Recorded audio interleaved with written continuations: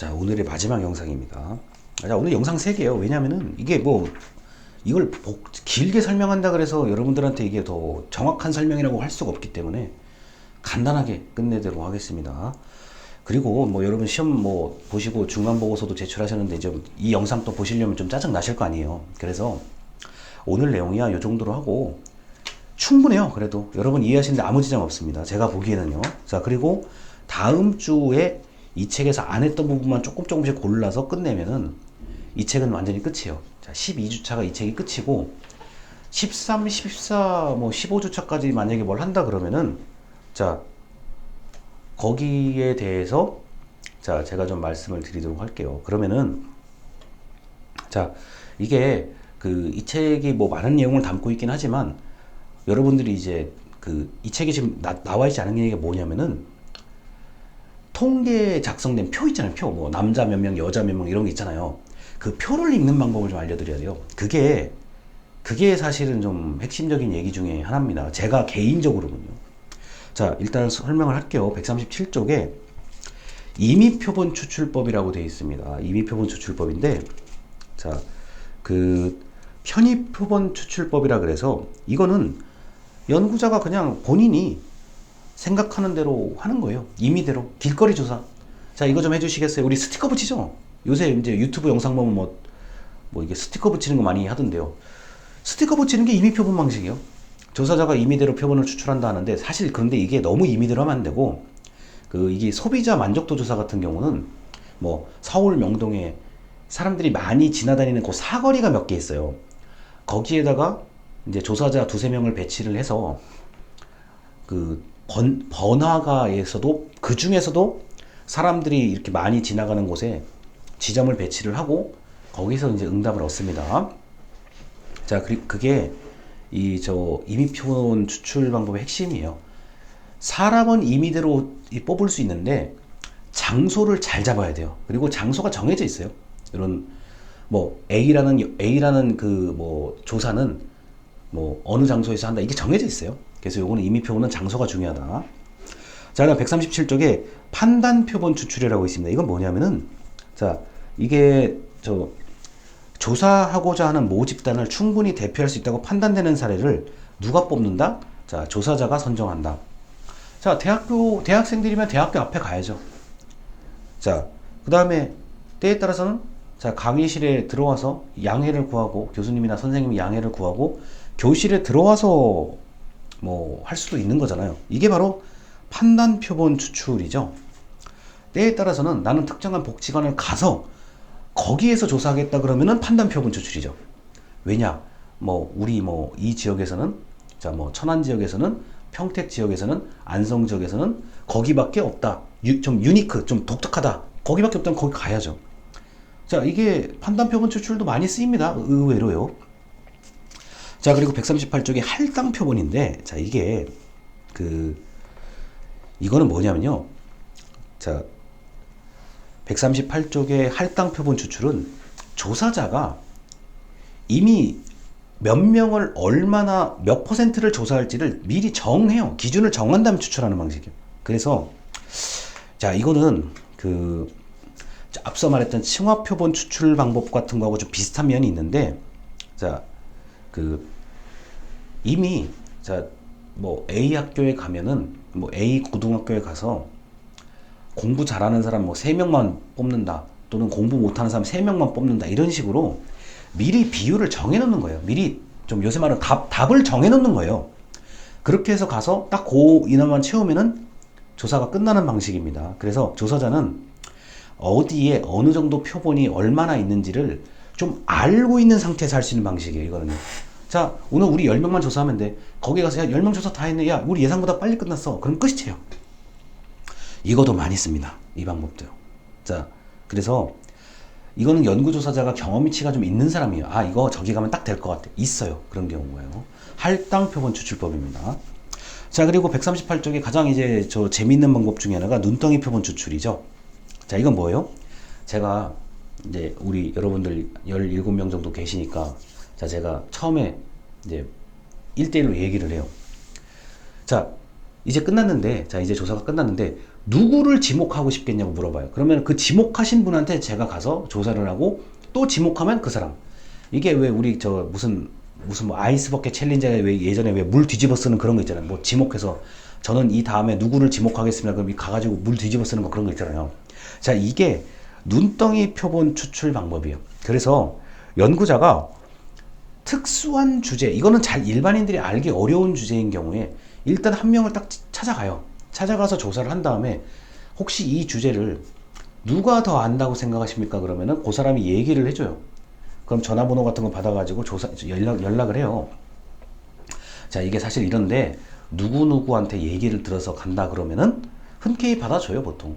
그러니까 한 명이 또 한 명을, 그 한 명이 또 한 명을 이렇게 눈덩이가 굴러가면 커지듯이 하는 조사인데, 이게 지금 138쪽에는 그 맨 아래 보면은 일반화 가능성이 낮고 계량화가 어렵다라는 얘기가 있어요. 안 그래요. 이게 반드시 이렇진 않아요. 제가 또 이거 많이 당해봤잖아요. 당해봤는데 이걸로 이제 그 학술 저 뭐 석사학위 박사학위 논문을 쓰신 분들의 그 논문에 제가 들어가 있어요. 이제 인터뷰한 내용이요. 이게 정확하게 물어볼 수만 있으면, 정확하게 뭐 조사만 할 수 있으면은 이게 신뢰도가 높아요. 그리고 보통 여러분 상식적으로 이 눈덩이 표본에 추출이 될 만한 사람이 그렇게 그 분야에 대해서 허술한 사람이 아니에요. 아니 그렇잖아요. 이 주제에 대해서 잘 아는 사람을, 잘 아는 사람이니까 추천을 해주고 추천을 받았겠죠. 그러니 이게 결코 허술한 방법이 아니에요. 그리고 예를 들어서 이제 이런 게 있을 수 있습니다. 그 제가 이제 그 바로 직전 영상에 뭘 찍었냐면은 그 자립준비 청년이라는 걸 제가 영상을 좀 찍은 적이 있어요.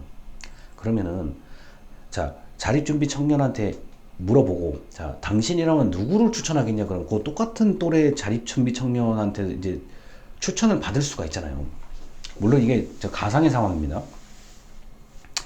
그렇게 해서 만약에 추천을 받아서 10명 이상만 모을 수 있으면 아주 훌륭한 연구 방법이 되죠. 보통 이렇게 하기 전에 포커스 그룹 같은 집중 인터뷰 방식으로 연구를 할 거예요. 그런데 눈덩이 표본 추출 방법이 이게 상당히 우수한 방법이고, 그 다음에 이제 이런 경우도 있어요.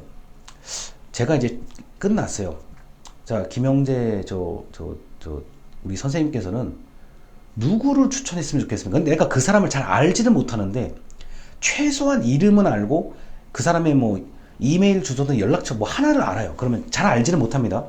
아, 제가 그 사람을 잘 모르는데 그 사람이라면은 가능성이 그 사람이라면 조사를 잘 해줄 수 있을 겁니다. 추천을 해놓고 봐요. 그러면은 연구 조사자가 그 사람과 통해서 혹시 김영재 선생님께서 추천을 하셨는데 잘 아세요? 글쎄요, 잘 모르겠는데요. 그분한테 얘기 듣기로는 뭐 어디 활동에서 같이, 아 맞아, 이제 기억나요. 이런 경우의 관계에서는 눈덩이 표본 추출 방법이 아주 흥미롭게 전개됩니다. 아, 이게 정말 이거 제가 당해봐서 알죠. 굉장히 흥미롭게 전개돼요. 왜냐면 제가 그 당사자였거든요. 그 사람 혹시 누구 나이대가 50대, 인지 알 것 같아. 이런 경험이 있었어요. 그래서 눈덩이 표본 추출 방법이 괜찮은 방법입니다. 제가 볼 때는요. 자, 그리고 이제 오늘의 마지막에 139쪽에 맨 아랫줄입니다.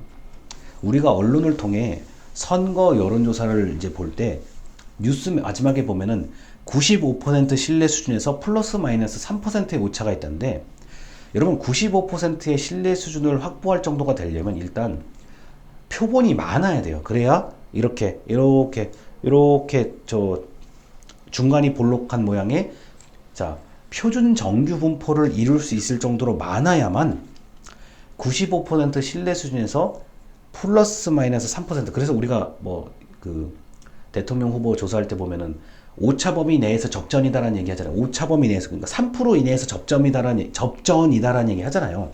그래서 95% 신뢰 수준에서 우리 사회과학 영역에서는 인간을 대상으로 하는 조사에서는 95% 신뢰 수준에서 플러스 마이너스 3%의 오차가 일반적이고, 의학이나 약학, 뭐 뭐 수술이라든가 이 먹는 약이요.